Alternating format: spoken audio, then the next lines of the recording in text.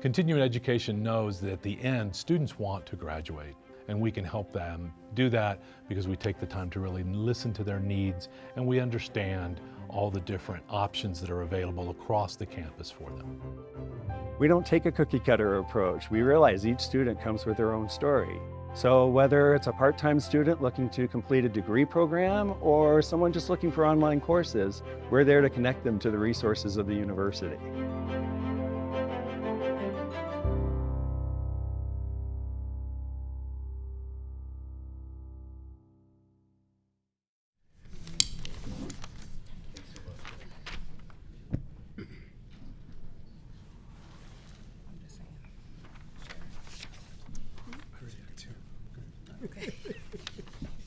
Okay.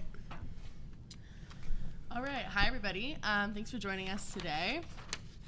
First and foremost, I'm going to introduce myself. My name is Reagan Emery. I'm a senior here at CU, studying political science with a minor in anthropology. I originally am from New Jersey, but also half of my family lives over in Colorado Springs. And yeah, I'm our student volunteer coordinator here at the conference. Great. I'm our student volunteer coordinator here at the conference, and I'm happy to be moderating with y'all today. For recording purposes, today is Friday, April 14th. It is 1:30 p.m., and the panel is titled The Importance of Diversity, Equity, Inclusion in Outdoor Recreation and Climate Advocacy. Okay, before we get started, I would like to acknowledge that Boulder is on ancestral homelands and unceded territory of Indigenous peoples who have traversed, lived in, and stewarded lands in Boulder Valley since time immemorial. Those Indigenous nations include the Apache, Arapaho, Cheyenne, Comanche, Pawnee, Shoshone, Sioux, and Ute Indigenous groups. One other thing I'd like to mention is that we want to be sure you all get a chance to ask questions. Here's how we'll handle the Q&A. We'll reserve questions from the audience for the end of the discussion. We're using a note card system to receive questions from the audience. At any time during the session, simply raise your hand and one of our lovely producers will bring you a card. They're standing in the back over there. If you are a student, please mark that on your card and we'll make sure to get to your questions as well. When you finish, the producers will bring it up to me. I urge everybody to please make your questions brief and to the point. Okay. Now I'd like to do a brief introduction of each panelist. For more information, you can find all of their full bios on our CWA website. So with us today, right next to me, we have Wisdom Cole. Wisdom is the National Director of the NAACP Youth and College Division. In his time at the NAACP, he has worked on various campaigns, some of them being the cancellation of student debt, near and dear to my heart, removing police from schools, as well as increasing voter access for young Black people. In 2020, he was named one of Complex Life's 32 young activists who are changing the world, and we're super excited to have him back as a returning speaker this year. Next to Wisdom, we have Braylon Aldridge. Aldridge works closely with the Denver community. He's worked with Groundwork Denver, Mo Betta Green, Fresh Food Connect, and City Wild. He values and understands the importance of providing youth with a positive and enriching work environment. He believes in emphasizing teamwork, responsibility, and accountability as he leads youth through rewarding summer work projects. Following, we have J.R. LaPierre. LaPierre has a passion to help develop the overall well-being of youth and has been able to collaborate and bridge gaps in the community. He works as the managing director for Lincoln Hills Cares, which is based out of Denver. Lincoln Hills Cares develops the next generation of young leaders through outdoor education and recreation, cultural history, exploration, and workforce advancement. Their programs empower youth who may not otherwise have had the opportunity due to economic, social, or family circumstances. And last but certainly not least, we have Patricia Cameron. Cameron is the executive director and founder of Black Packers, which she started in 2019 to address the gap in representation in the outdoors. She spent many years working in healthcare throughout the Denver and Colorado Springs areas. Black Packers' mission is to make it easier for families to access the outdoors by making the initial investment for them. So please join me in giving them a hand and welcoming the panel. Now I'm just going to pass it down the line to our speakers for some opening remarks on the topic. Yeah. Good afternoon, everybody. How y'all doing? Good. Y'all been enjoying CWA? Yeah, it's great to be back for the second time. And I would like to say this has probably been my first panel really talking about some hard work that is near and dear to me, being black outdoors. I've been an avid hiker for the last 7 years, and that journey, really started when I was in college. I'm from California, grew up in the suburbs, didn't really have too much exposure to the outdoors. I ended up going to UC Santa Cruz for my undergrad, and the first thing my mom told me was, don't get lost in the woods. And so, for a while, I was kind of like terrified. I remember my first day trying to get to a job interview. And if you've ever been up to Northern California, there's a lot of trails integrated with campuses, integrated with cities, things of that nature. And so I'm trying to get to my interview, and I'm walking into the woods, and I'm just like, I don't know where this is going. And so I ended up having to walk the street path all around campus to get there. But in my time in Santa Cruz, I really had the opportunity to explore my outdoor self, going on trips, camping, trekking, just being able to be in those places and spaces where oftentimes people who look like me were not present at. When I graduated from Santa Cruz, I became a teacher at June Jordan School for Equity in San Francisco, where it was a really unique school. It was a school that was centered around social justice, diversity, and making sure that young people of color felt included.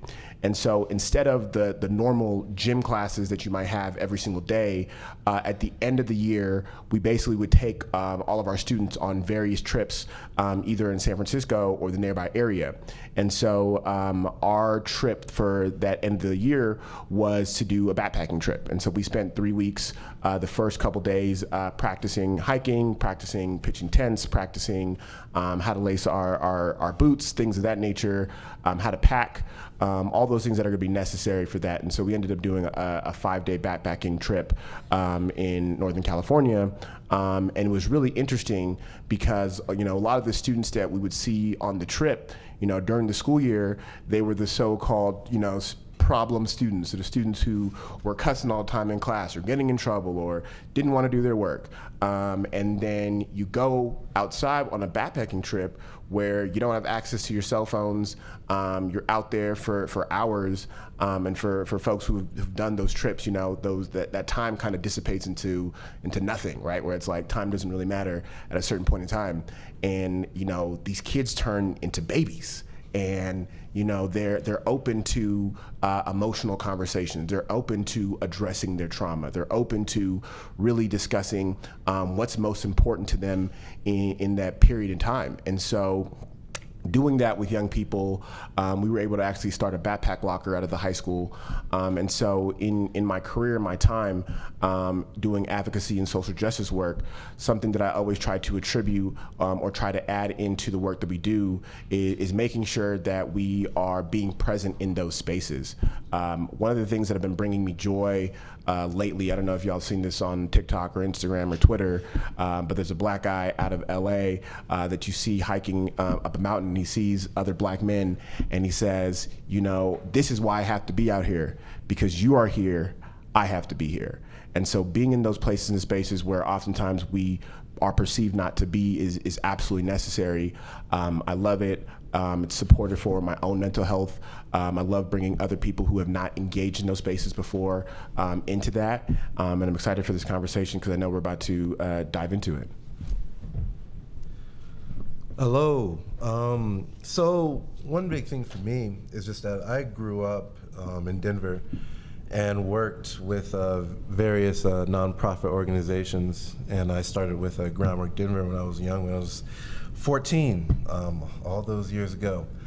And my working with them as just a green team member was pretty impactful in the sense that I got to go out to the Rocky Mountains and different locations as well throughout Colorado that I hadn't been quite familiar with. I hadn't, even before that time, really thought too much about the outdoors and the type of things you can get involved with out there. My time there really opened up my eyes and brought in the horizons of where I thought I could go with this type of work, and I could actually take it seriously. And at that time, I was just looking for a summer job to keep myself busy. I hadn't really thought about saving the environment or the future of youth in these spaces at that time. It was something that developed over a course of many years. And seeing the need for like the youth in my community at the time, my friends, in growing up, and seeing other youth that didn't quite have access to be able to go out to the Rocky Mountain National Park, to the Great Sand Dunes, and realizing how it impacted me, I really came to realize of like, what can I do that can bring the same type of experience to the new generation as I got older. So I continued my work with nonprofits, really to kind of and to bring that experience to the youth with a structured work model. With the jobs that we offer, to be able to depart a strong sense of responsibility, accountability, and through the youth learning these type of skills and learning the idea, like how to show up to work on time, how to cooperate with a team, a diverse team, youth from all over the city, sometimes from neighboring cities. And how they can come together as a team, and their reward generally for that work is in the middle or towards the end of the summer, we have like a almost weeks-long camping trip where we do generally quite vigorous work, such as like trail building or tundra restoration. Where they're able to take all the skills they've learned throughout the beginning of the summer, from May to June, with the team into this new space and a new environment that they're not quite familiar with, and working together on the project that they've been tasked throughout the day, and then once the work concludes, going back to the campsite and being able to hang out with each other on our off time with just in the tents and with the campfire that they've set up, more than likely, and being able to experience a different form of socialization than they're quite used to in the city. So that's been a big part of, for me, keeping up with this type of work, being able to know that what I can do can bring a big benefit to youth from my community and the neighboring communities that just aren't always even thinking about going out to the mountains, because it's just not something that's just on your mind, but being able to really think about accessing that outdoor space. Thanks. Hello, everybody. I'm JR. And thank you for this opportunity. I'm going to give you a little bit of background story on me and how I got to where I am. So I'm originally from Haiti. We immigrated when I was really, really young to New York, and lived in New York City for a bit. And one of the things that I remember are pictures of us going to the park, we were like maybe 2 blocks away, which was really, really cool. And then we moved to Queens, lived in various apartment buildings, and I was a kid where it was getting dark, and my parents had to come find me because I was outside, playing with my other friends, or find me working at a construction site. And because I just didn't want to go in, especially in the summertime. AC would always go out because of the blackouts and everything else. So as I got older, went to UConn, and then after I graduated, I went to get a master's at Northeastern and got it in sports and recreation management because I love sports mostly. And then after that, I went into the financial field for a number of years. And then from there, I transitioned into sports, working for a couple of professional sports teams and some collegiate teams like CSU. And then it was back in 2015, living in Denver, community friend, neighbor, was telling me about Lincoln Hills and how it was a historical former African American resort. And this is the work that they were doing. They were reaching about 400 youth per year, mostly in the summertime because out of school time. And he was telling me about what he'd like to see and how he could grow and so forth. And so he was at my house. We were having a party, right? So I'm listening to this, having a few drinks and a few more drinks later on. And he's like, "What are you doing now?" It's like, "Oh, I'm working at schools, my kid's school." It's like, "You should come interview and then meet my staff." So I went and met his staff. So the party was on a Saturday, and next thing you know, on a Monday, I'm meeting with his staff, and then 2 days later, I'm hired, right, to get the program going, make it bigger, and provide more opportunities. So, and I look at it, I tell people, when I'm done, at some point, maybe, I'm either retired or something down the road, and some really good work has been done, and I can tell people, or people can look at it and say, you know what, that guy wasn't such a bad guy after all, so he did some good work. So it's one of those areas of work where, I go to sleep, I'm like, some good things are being done. There's still a lot of work to be done. We're moving in that direction, but it is pretty worthy. Thank you. Oh. Okay, I'll do this. How about that? Hi, I'm Patricia. I just drove from Colorado Springs, so apologies, my shirt is on backwards. I need y'all to let that slide today, okay? I moved to Colorado in 1994. So it's almost 30 years I've been here. I was born and raised outside of DC in PG County, Maryland. It goes back and forth with another county in Atlanta as being one of the wealthiest counties for Black Americans. I moved out here in 94 because my mother was active duty Army. She's retired with 22 years now and chilling.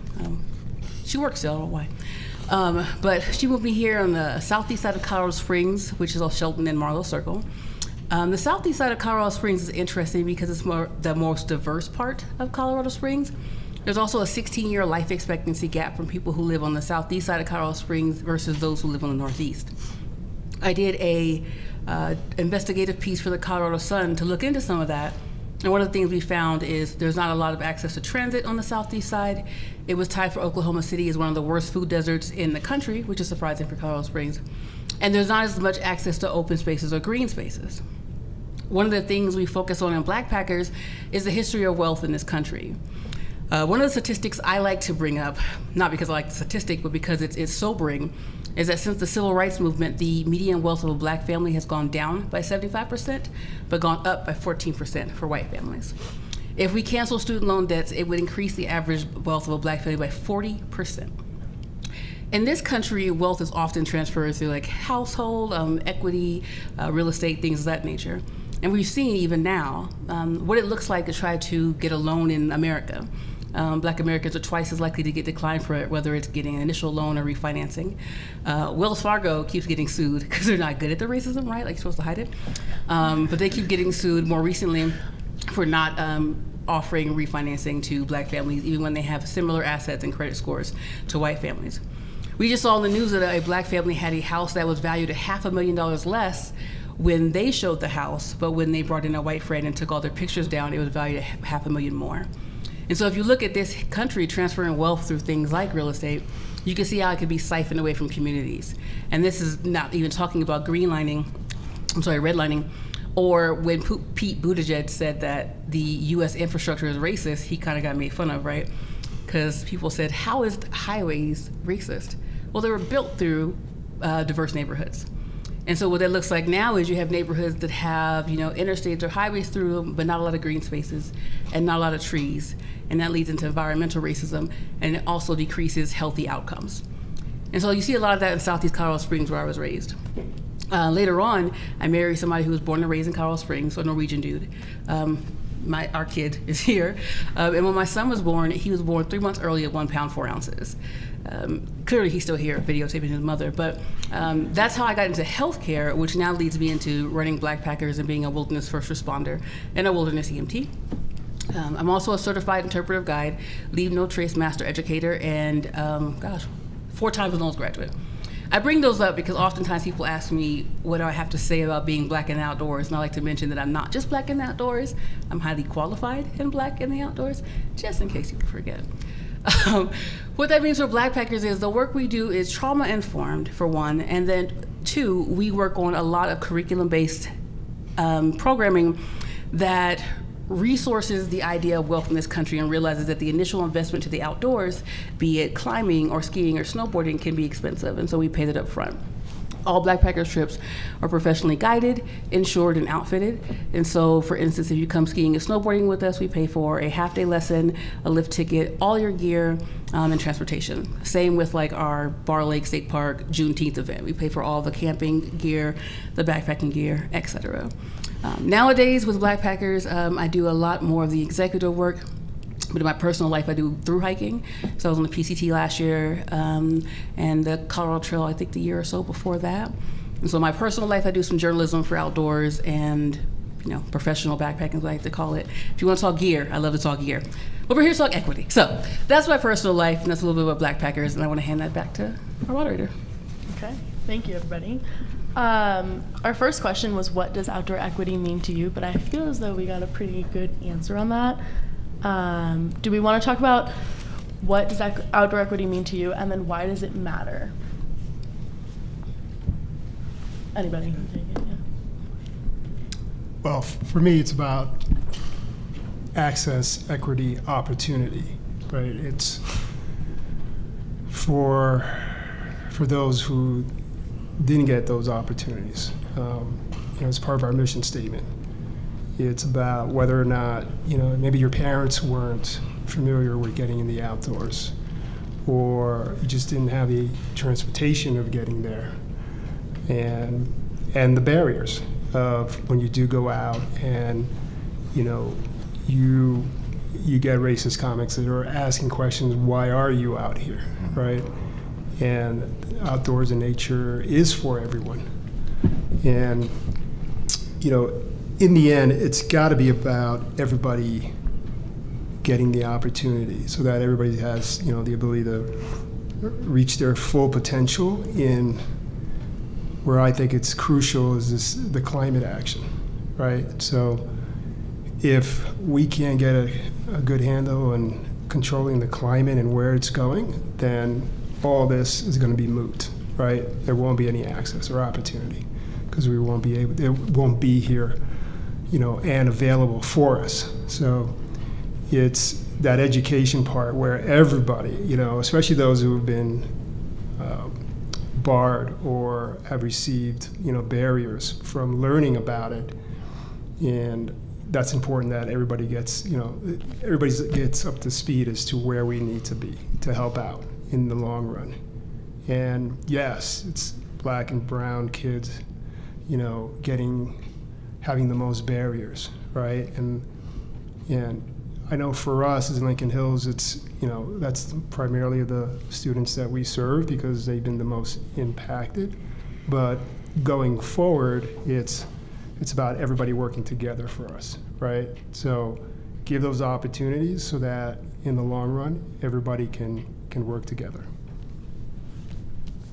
I think to your point about why does it matter, I like to bring up that the demographics in this country will look, I don't like to use the word minority, but majority people of color and not very much time. And so if we ignore the people who are taking over in the next generation that's going to lead in conservation and outdoor recreation, we're going to be in trouble. So definitely the fact that this country isn't going to look like this even just a decade, and the people who are coming up to take care of it are going to look more representative of this panel than necessarily what it looks like perhaps in the rest of the country right now. Yeah, just to add to the access and opportunity point that JR said, something that also is really important is I think that sense of cultural ownership in those spaces, right? I think oftentimes, as we've stated before, we are othered in the outdoor space. Why are you here? What are you doing? Look, stairs. As somebody who's been going on outdoor explorations for the last 7 years, I'm thinking about the times that I've been surfing and I'm the only Black surfer out there. The times I've been hiking and I'm the only Black hiker out there. Camping, all those different things, and recognizing that there's an ownership to the outdoor space, right? Something that came up on one of the other panels before was this idea of land memory, right, and cultural recall, and the idea of being outdoors allowing you to tap into that spiritual side. And so I think for myself and many others, it's really about building that back up. I think for myself, it's about building my own mental fortitude, right? When I'm out there for hours on ends, there with my thoughts, there in nature, I oftentimes do body scans and just kind of appreciate the ability to walk, to be mobile, to be bipedal, and to be able to take those moments in time, right? I live a very hustle and bustle type of lifestyle, and I know that that's kind of the new way, or the way that we've kind of been geared to go, right? Grind. You've got to be successful. Particularly thinking about folks from the Black community, right? You have to work twice as hard just to get half as far, right? That is something that is integrated into our community. And so the ability to take time to take care of yourself and to be at peace and to ensure that you are getting reconnected with something that we were so connected with. And so when we're thinking about equity in that space, something that I've really loved, and I don't know if y'all seen this as well, is just the increased amount of outdoor Black groups, right? If you've heard of Outdoor Afro, they're a national organization. They have different chapters across the country, and they facilitate experiences for Black folks to be outdoors. Black people who hike, it's based in Georgia. They also facilitate experiences out there. One of my favorites is Black Men Hike LA. They kind of formed during the pandemic and have been consistently going strong with representing Black folks in those places and spaces. And so one, we are there, we've been there, we're going to continue to be there, and I think what we have to do as advocates is continue to expose young people to those opportunities. I remember I went to Seattle and I climbed Rattlesnake Ridge, or hiked Rattlesnake Ridge, and when I was telling people that I was going to go up there, they're like, "What are you doing, man? Like, Black people don't hike, and if you die up there, Black people won't go hiking again." And it was just like, we have to let go of that mentality, right? We have to be safe, right? So I appreciate the expertise and making sure that we know exactly what we're doing when we're out there, but we can't be afraid to be in those places and spaces. I think it's important for us to represent. I think it's important for us to hold those spaces, and I think it's important for us to use this as a tool for healing for many of us. So yeah, to attest to that, one thing what I personally do is to, especially around like when I first had started back in 2008 in the nonprofit sector, is really just I communicate a lot to people from my community, to Black people, and also Hispanic as well, that were much more nervous about going out to some of these outdoor spaces. And really, I found it about encouraging to get out there with either a group of friends, teaming up with an organization, but some way, somehow, that would make them more comfortable to do so. And I've had too many conversations, but I'm always brought to one where I remember at a party, it was at a friend's birthday party, this one guy and this one girl were kind of going back and forth about access to outdoor spaces, in the senses of how one group, she was advocating that one group would have a harder time to do so because of the cultural, environmental, and social issues that would prevent them from doing so. And he was suggesting about just making different choices can take you positive to these spaces. And while it didn't end on a positive note with the conversation, but they both had a point in the sense that, especially, both of their names escape me at the moment, but especially what he was talking about in terms of making different choices, in the senses of possibly maybe instead of you and your friends going to the club on Saturday, save that money, and then next Saturday maybe you guys rent a vehicle or take your own and go out to Rocky Mountain National Park, do 3 hours there, a little bit of hiking, just get to check it out. And I've kind of been trying to push that to get people to see where they can go. I remember a lot of the youth I used to work with that are now adults now go camping regularly, even more than me. I generally mostly go camping when I'm on the job, and they go camping on their free time. And I'm like, oh, I feel like I'm messing up something. But it's, I feel like, well, a lot of the work that I've done has really been just pushing to an adjustment of mentality. A lot of the conversations I've had with people, and I definitely understand a lot of people's their takes with and not being very sometimes welcoming in some areas. It can be kind of strange, but just about being able to have like ownership of yourself in a sense. And in a lot of ways, sometimes ignoring of how some other people want to look at you, and still being able to go out with your family and your friends for a couple days out in a space that you may not have experienced before. But I've had some successful conversations on that. Others, not so much, but I think it's working on a few. They've kind of warmed over in the last couple of years. But yeah, that's my sentiments on that.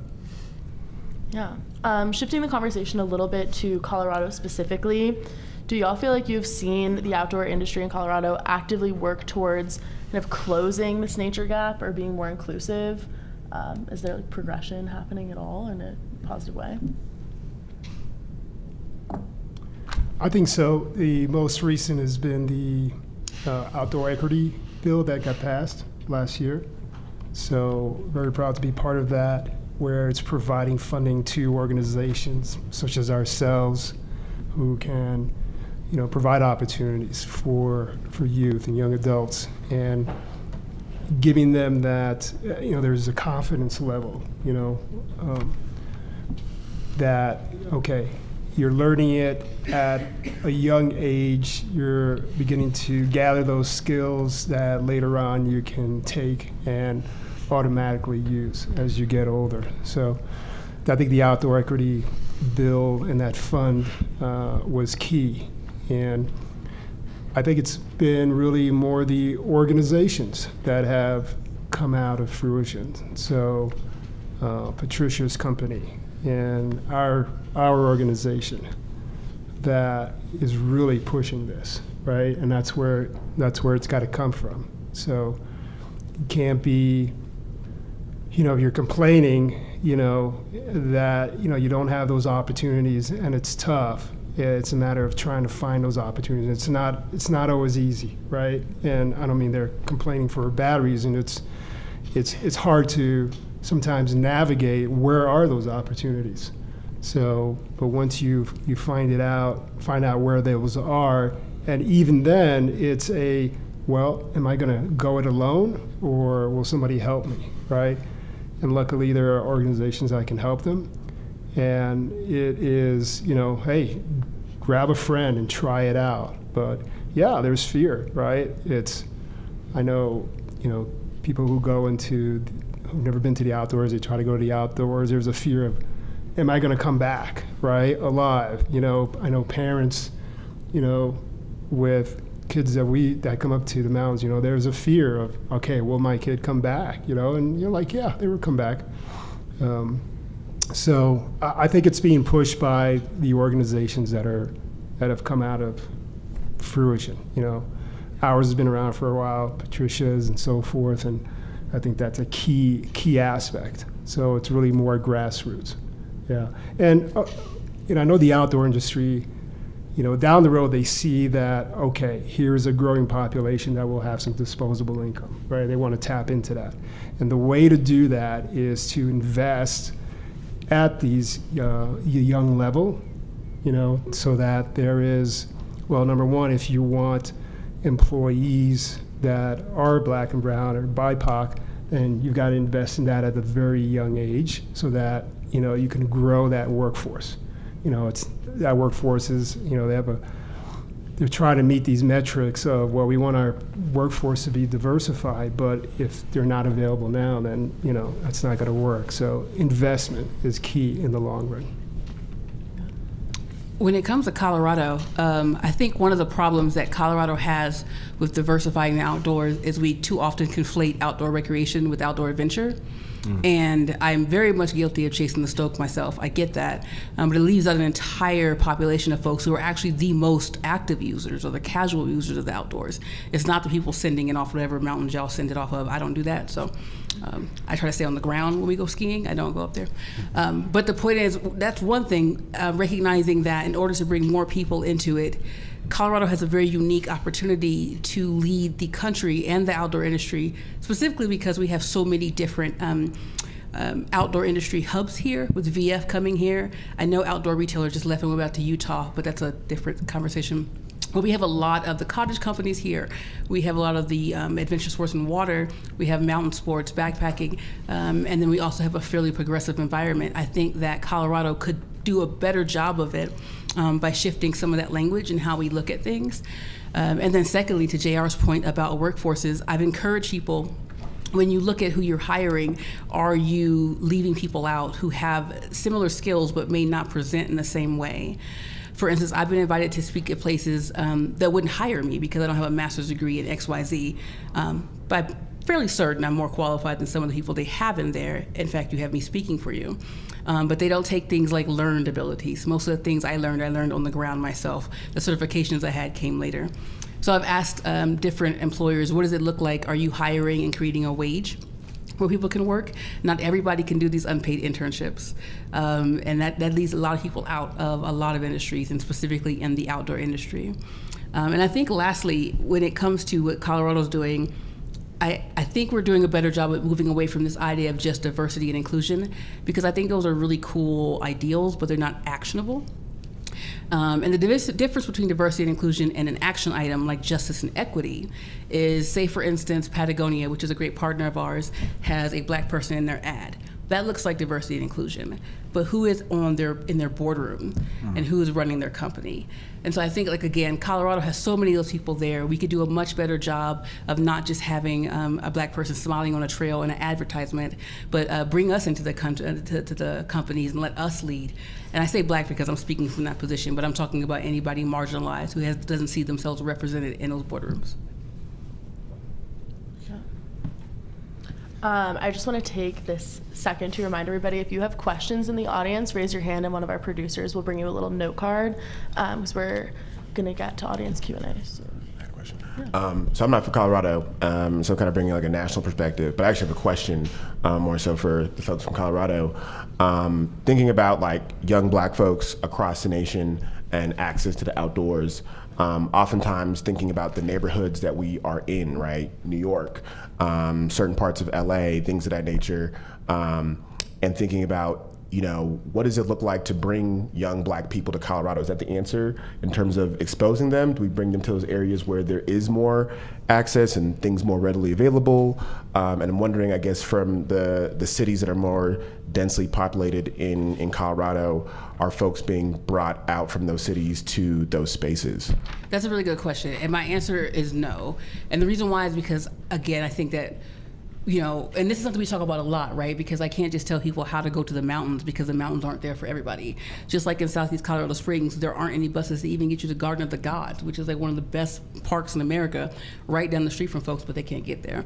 So I try to talk about what it looks like to take the skill sets that we use and the stuff you're learning, like surfing and outdoors, and give it to people in other places. One of the things I bring up is that you said this earlier, that we've always been in the outdoors. We have, and that's when we're conflating that adventure and recreation again. Because I know all my family reunions were at a barbecue on some land someplace, right? And so that's just as much outdoors. I think that I would love to bring people to Colorado. They're welcome to come to Blackpackers or School or Lincoln Hills. They got some great land there. But I also think it's a good point to think about how we can take these lessons we're learning in the outdoors and what's that mean, and making it smaller so that people can put that in their pack at home too. I think as well, it's, you know, there's been conversations about nearby nature, right? Your backyard and so forth. So it would be, yes, come out to Colorado, enjoy what it can offer and so forth. But hopefully there are organizations, you know, in other areas that, okay, you know what, we've got a local park, maybe a lake and so forth, and, you know, start there, right? Or have kids, okay, we're gonna camp out in this park, right? And then make sure that they understand that you're gonna be safe, right? You're gonna wake up in the morning, you're still gonna be here, we're gonna have some fun tonight. And I think it starts there as well.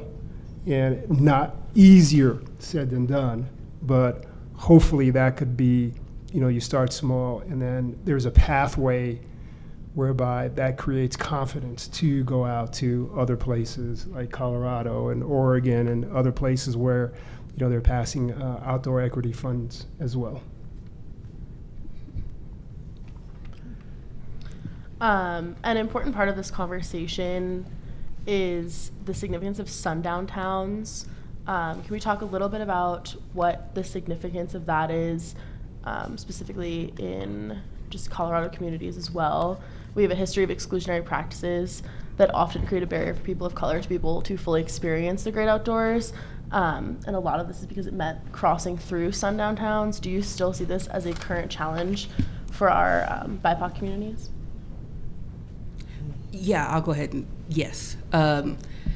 There's a list of some places that are still considered sundown towns. Fruita, Colorado's on them. I, as somebody who lived in Teller County, which is west of Colorado Springs, I'd argue that that's probably not necessarily the safest person if you're worried about comfort. But it's not just Colorado, right? It's all over the place. And I hiked, I was on the PCT last year, and I was in Lone Pine, California, which is one of the side towns. And a gentleman chased me out of a bar and told me I didn't belong there and to go home. I got a video of it. He tried to hit me, this whole thing. It was actually, I talked about it for Backpacker Radio. And I got home, I didn't speak about it for a bit because I wanted to process that. But I also wanted to make sure I spoke on it in a way that recognizes that this exists. I don't want to negate anybody's experience with going into a town and feeling othered and feeling unsafe. I would never do that. What I do want to say is I was not deterred. And I'm going to go back, and I'm bringing a lot of black folk when I go back. So if you didn't like me there, I'm bringing like a black family reunion to Lone Pine. So the point is that, yeah, I think that sundown towns are a very real thing, and I know sometimes it's hard to make these points tangible because there aren't laws anymore about a lot of these things. And so when I say things like, I don't feel safe here, yeah, well, it's against law this, but when does the law work for me? Like, let's be real. And then secondly, maybe I'm legally allowed to be there, but how do I feel like a part of the community? And again, this is coming from somebody who lived in Colorado for 30 years after living in PG County. So I went from like literally Chocolate City to not. That's the best way I can say that, to the opposite of Chocolate City. But I think the safety issues are real. And I would not tell somebody who was concerned about that their concerns are not warranted. But again, like I said, there's so many different people, and you're seeing some of these on the stage that I'm sure have their experiences, but we keep going. And that's kind of how it's been in the history of this country, that we've been presented with these barriers and discomfort, and we push through it. And if you're not okay with pushing through it, that's okay. You can get behind some of us that are okay with pushing through it, and we'll try to cover you. I think that's what a lot of our work is, to cover people. That's an interesting question to answer, in the sense just that I know I've had my weird experiences out in certain places, like in Salida and past there, with people, I think, being too interested in your own business, particularly. But it's because that's still one that I'm working on, how to, when I have these conversations with people in my community. And some that are still nervous, I'm trying to check out some of these places for legit reasons, is how to, I don't want somebody to say overcome, but how do you do what's best for you in going to some of these outdoor spaces? Of course, I understand why no one would want to go anywhere where it may not be safe. And so I do believe there's a lot of work that still needs to be done in making sure that the places that people of color primarily want to go to aren't hostile from the other people that are also attending. How to go about that, that's a different, it's a different question altogether. But the best I've been able to express with people is just about, again, making sure you research the area quite well, and not just the park itself, for example, but like the surrounding, like the cities surrounding it, because sometimes I've made that mistake of not researching neighboring cities, and that was I will say my experience in Colorado hasn't quite been as hostile in certain places I went to compared to some other states. And so when I was checking out the Everglades in Florida, that was fun, but that was I got called different words there I hadn't been called before, and I learned different things. I didn't know that I got to write that down in my book, but it was interesting in the sense that I realized then how little insults really did for me, and didn't even hurt. It was just it was more funny than anything that people still kind of go about that. But I'm a different type of person in that regard, and I can't put that on everybody else. But it's that one I still, because I ask that question often, I don't really have a legit, I believe, solution on how that could realistically look for people. So the best I can offer in that sense is researching the area and surrounding areas. And maybe like what Jar was saying earlier about just starting smaller and checking out more local first, get comfortable, get acquainted, get confidence within yourself before you decide to go out somewhere maybe where you don't quite have that level of confidence yet for yourself. But I get that's more of a personal thing, where you feel you're at in that regard. Yeah. I think just to define what a sundown town is, and thinking about that over the course of our history, right? Let's think back to the antebellum South, right? And basically, post-slavery, folks who would go into certain cities after sundown would be at fear of being lynched, right? Lynching just became illegal last year. Literally, one of my fraternity brothers, who is Congressman Bobby Rush, has been working on that his entire career, former Black Panther, and that just became illegal.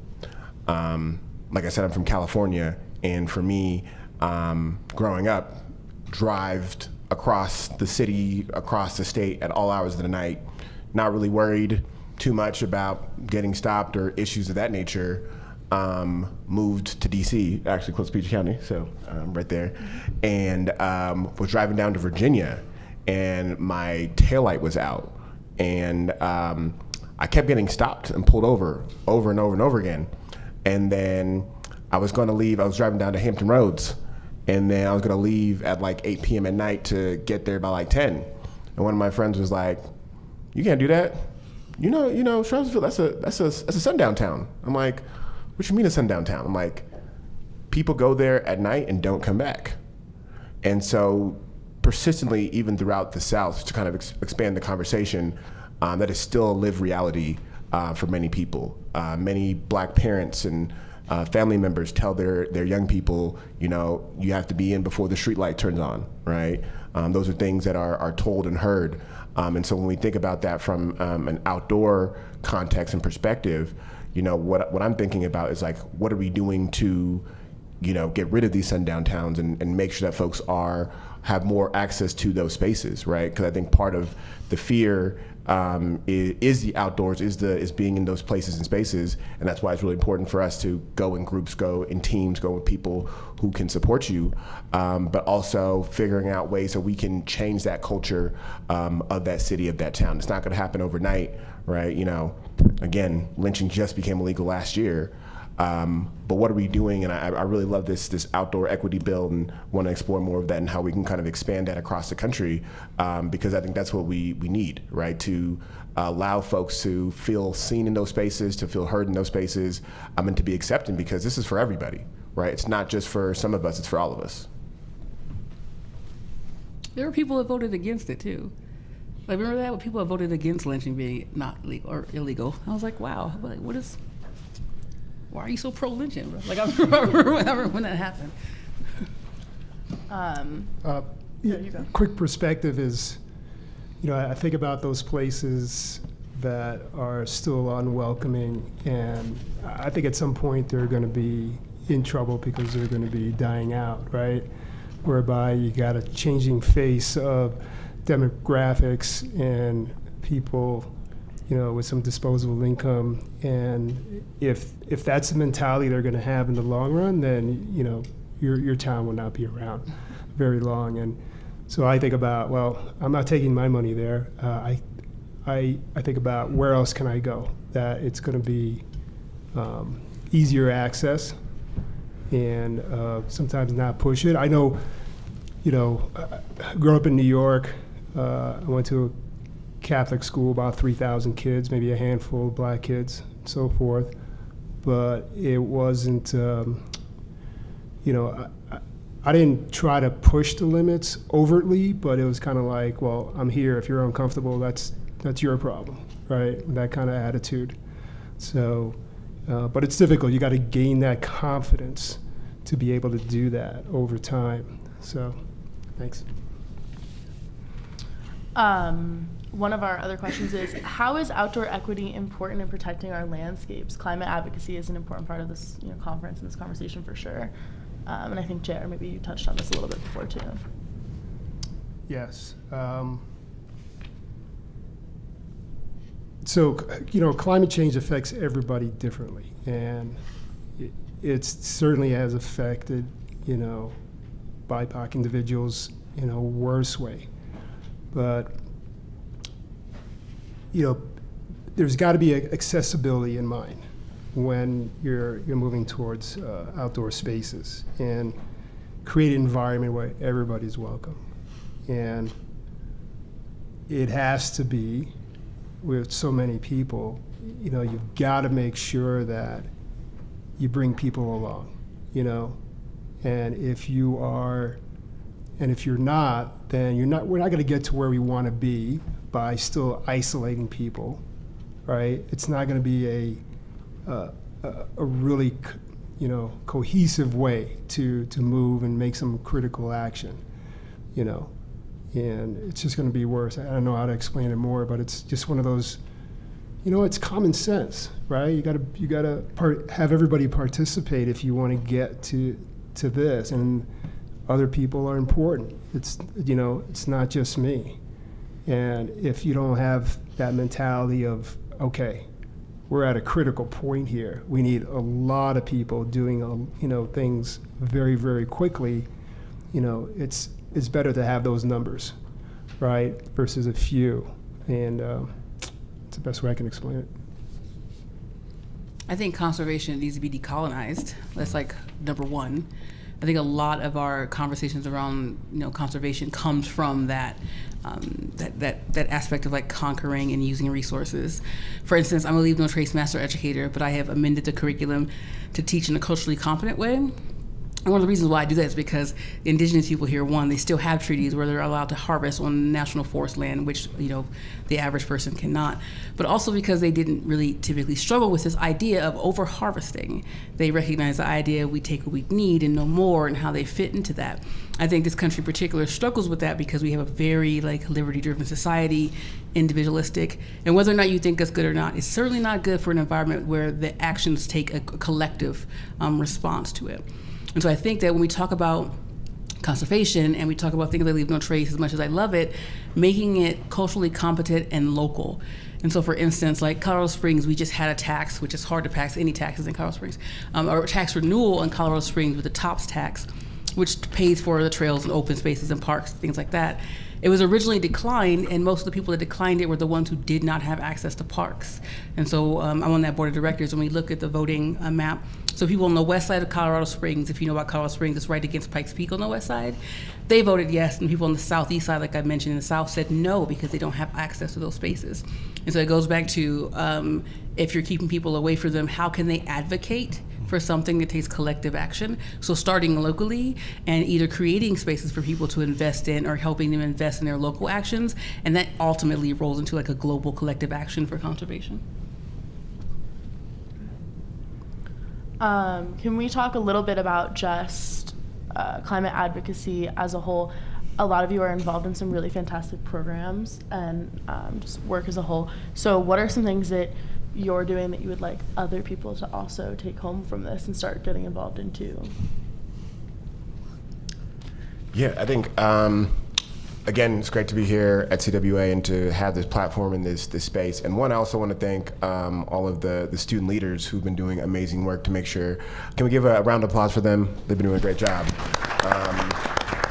And just thinking about the way we started this CWA, recognizing that climate justice is racial justice and racial justice is climate justice, I think it's really important for us to really think through ways that we are increasing, as we've said here before, access and opportunity to climate advocacy, right? As you probably have seen, the climate justice space is very white, right? There are not a lot of black young people in those places and spaces. I know there are organizations that are working to do that, organizations like Sunrise Movement, organizations like the NAACP, and others. An organization in Flint, Michigan, Millennials for Flint, Black Millennials for Flint, really great organization, but really working to really achieve climate equity and climate justice. And so I think what that really entails is making sure that, one, people have access to the curriculum, right? This should be a part of our schools. Folks should be engaging in those places and spaces. Folks should be, teachers should be taking their students outdoors and doing those activities and doing that in a consistent way and manner, right? The school that I talked about earlier that I taught at, we had a community garden. We were taking kids on hikes frequently. We were making sure that they had those skills to survive and recognizing that it's not just stuff that happens in the classroom, but outside the classroom. And so really making sure that we can do advocacy with our local elected officials, with our school boards, to ensure that we are incorporating that.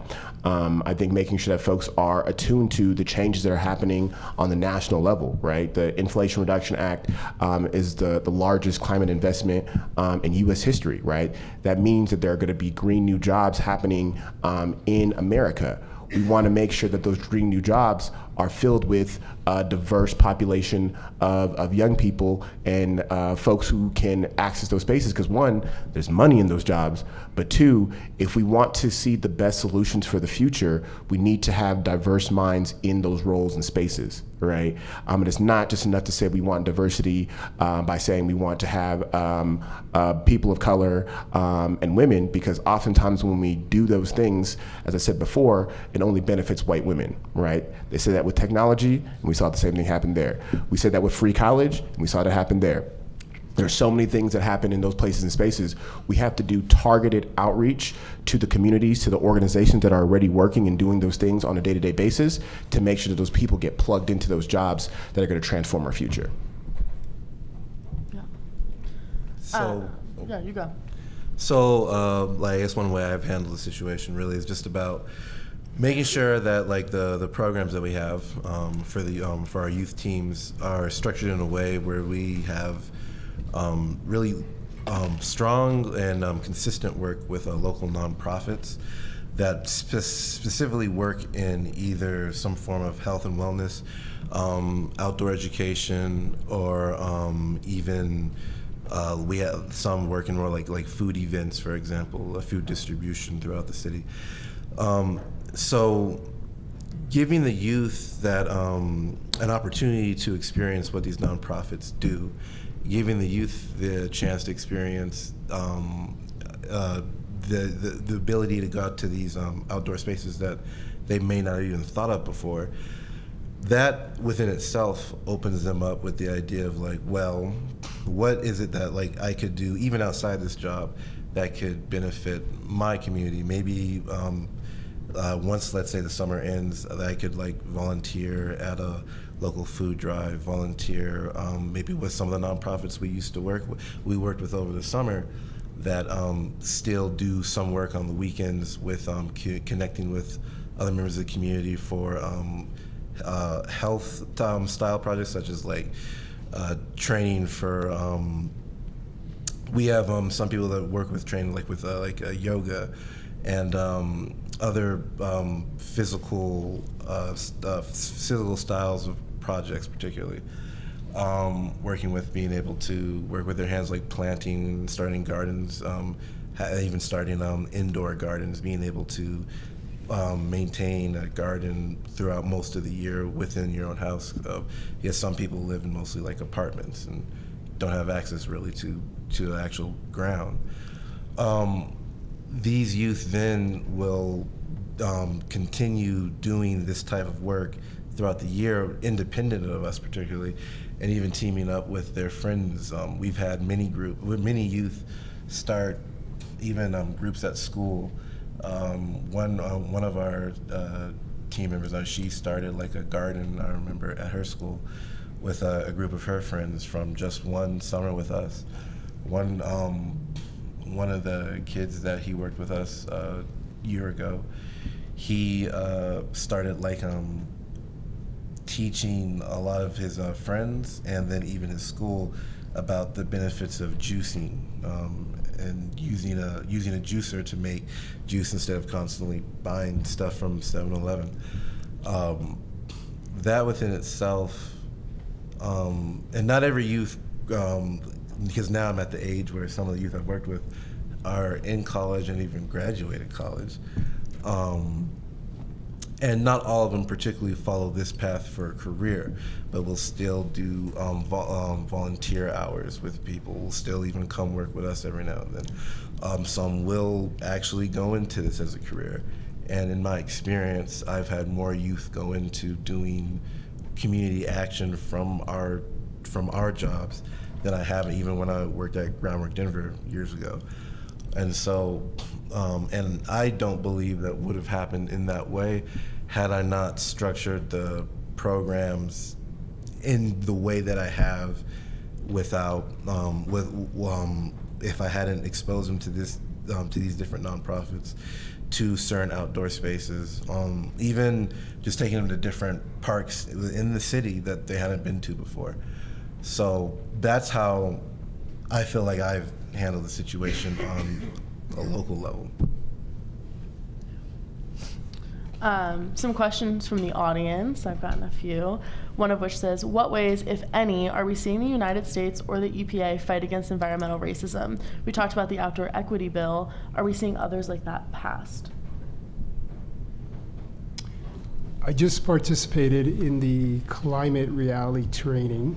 It's put on by the Climate Reality Project, which is an organization of Al Gore. So a lot of the money from the IRA is going into that direction. You know, there's lots of money, lots of green jobs, lots of infrastructure. And so it was pretty mind-boggling as far as, okay, it's already turning around, you know, like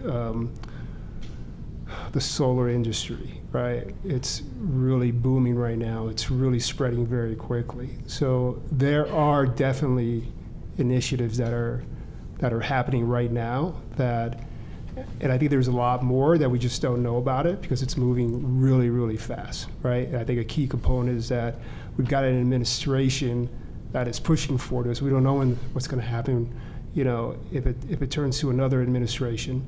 So, but that is happening, and it's hard to keep track of. You know, there's a lot going on. So yes, it is happening, in my opinion. I'm very much making local areas where people are able to shop and get to schools or grocery stores without having to drive. Colorado in particular is a very car-centric state. That's a constant fight. We've seen that, and we're seeing it at the Denver mayoral election about if we're going to do bike lanes, if we're not going to have bike lanes. If they're incentivizing driving or having e-bikes or electric vehicles. I think those are great. I think we need more of that, and a bigger push towards not necessarily being so dependent on cars. I think just a few time trips a week where you're not driving your car and you're walking or taking a bike instead can have huge impacts if all of us did that. So I would say that Colorado has some things. We even have an environmental justice the governor's environmental justice advisory panel. So we have different panels like that. I definitely think there's a lot of work that needs to be done. And saying that, it seems like it's overwhelming and it's impossible, but all the statistics show us that the smaller individual reactions, like lowering our own individual carbon footprints, can do a lot in the grand scheme of things. Okay. Somebody out there would like to know if fishing is a part of the outdoor experience you are all exposing young BIPOC people to. Have y'all heard of Elon Stribling? The Black Steve Irwin? Okay, now you have. Look him up. He does a lot of awesome fly fishing stuff here in Colorado. He's actually helped lead a few Blackpackers events to take people out there. I fish, but I am not good at watching the things I eat be killed, so I cannot fish too much. But yeah, of course, don't you do some of that?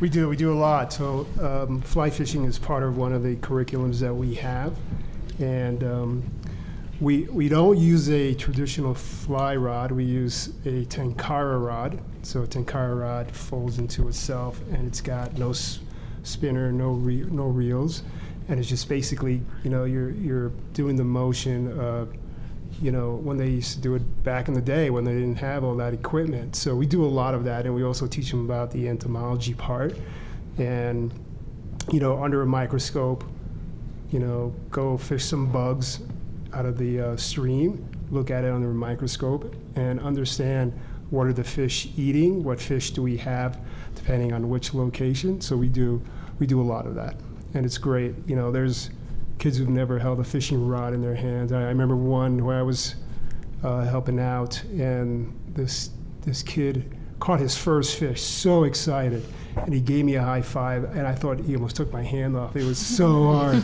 and he was so excited, which was that great emotion is what we look for in getting all the time. Survival skills, right? I think part of what folks are talking about too with these outdoor activities and things that we're doing is also like how to survive, how to make sure that folks feel a sense of ownership of they're able to complete a task, get things done, and build up their self-confidence. JR, I also was very excited when I caught my first fish. I have not caught a fish since. That's why they call it fishing. I will say, though, for all of my audience folks, get out your pens or your notes apps, because I've had 3 questions. The audience would like to know, other than some of the groups that mentioned on the panel or the ones that y'all are involved in, what are some local environmental justice, outdoor equity, or just U.S.-based groups that you would like to shout out? I would like to shout out Mo Better Green and Groundwork Denver. I've worked with both of them for many years, but they've been some of the more consistent nonprofits in youth development with Groundwork Denver, and with health and wellness and detailed attention to the needs of the community with Mo Better Green. And Mo Better Green will be starting off their farmers markets starting Juneteenth, Saturday and Sunday, and then it'll be every other Saturday at the Sonny Lawson Park, where they'll be having their farmers market and selling their will be world famous juice at the markets, and they'll be that'll be going through until October, if you're ever in Denver and you want to check it out. I'm going to call out organizations, Patricia's and other organizations such as Outdoor Afro, the City of Denver, the Climate Action, Sustainability, and Resiliency department that they started is doing some great work. And a lot of the funders that we're getting as well, thank you to those organizations that see the need for this. And unfortunately, it takes some tragic events for a turnaround, but it's really, going in the right directions locally. So many others. I'd like to Food to Power in Colorado Springs. It's formerly Colorado Springs Food Rescue. Patience Kabwasa is a Black woman who's the executive director of that organization. They started off by collecting food from like Whole Foods or natural grocers and redistributing it, the stuff they were going to throw away. And now they have their own like huge garden and greenhouse at Hillside, which is a historically Black neighborhood in southeast Colorado Springs. They also do like urban gardening and senior delivery of fresh foods. They have speaker sessions where they come in and people teach their family recipes. So a Congolese man is coming in to teach about the stuff he likes to cook with his family. So yeah, Food to Power in Colorado Springs is one I recommend. Yep. Again, Black people who hike, Black Men Hike LA. I'm gonna throw in Black Girl Trekking, another great group. And then another speaker that I actually met last year at CWA, Sean D'Angelo, he runs Everybody Eats Atlanta, which is a really great organization, does a lot of community restoration, gardening, growing your own food. They got a bike locker, do outdoor adventures as well, and so does a little bit of everything. Yeah, thanks everybody. That is our 3-minute mark, so I'm gonna turn it over to y'all for closing remarks. Okay, you see it? That was aggressive. No, so I would say that in terms of Blackpackers, if you're interested, it's blackpackers.org. We do activities year-round. We'll be at Arapahoe Base on the 22nd if you want to volunteer. We have a volunteer form on our website. And this year we're actually opening through a $250,000 grant from the Colorado Health Foundation, a wilderness education school. And so I'll be teaching people wilderness first response and wilderness first aid at Camp Shady Brook. It's like free lodging, stuff like that. This summer. So if you're interested in volunteering or you know somebody who wants to get a woofer, might not be able to afford it, send them our way. Licking Hills Cares, we do great work with the fact that we collaborate with so many organizations, close to 70 over the years. And it's about maximizing resources, which is key. So we're very proud of that. And it's important that people know that, although we're providing opportunities for BIPOC, doesn't mean that we're excluding those who are not BIPOC, right? It's a journey that we're going along the way with anybody who believes in what we're doing and what's important. The ability to be able to work with a nonprofit that really specializes in youth development has been really great. I feel like I've been able to give back to the youth from my community with this work that I probably wouldn't be able to do in a lot of other career fields. And this summer we're looking for another busy summer for our youth teams. We'll be all over the state doing restoration projects and in each location. So I think it's going to be another good year. If you're asking yourself what you can do after this panel to continue this work, I think one, supporting local organizations and joining those local organizations. I really encourage folks to connect with local school districts, and if these school districts don't have backpack lockers, they don't have gear lockers, spaces where they can rent out stuff at either little to no cost. I think those are great initiatives or ways to really begin to increase access and opportunity to the outdoors. I think it really starts with exposure and making sure that young Black people know that they belong in those spaces, that they can master those spaces, and they can become experts, right? You can go from a hiker to a trekker, you can be a surfer. Another page to follow is Black Galatian, understanding the history of Black folks in the Appalachians and how folks have been engaged in those outdoor spaces for a very long time. There's a documentary that actually just recently came out that I urge folks to check out, because it really breaks down that history and understanding of where people of color have really come from in those spaces. Thank you all. I appreciated this panel a lot. Sometimes I was so engulfed I forgot that I was supposed to be asking questions. Thank you all for coming out today, for spending some time here at CU. Thank you to all of our audience members. Please join me in giving a hand to everybody.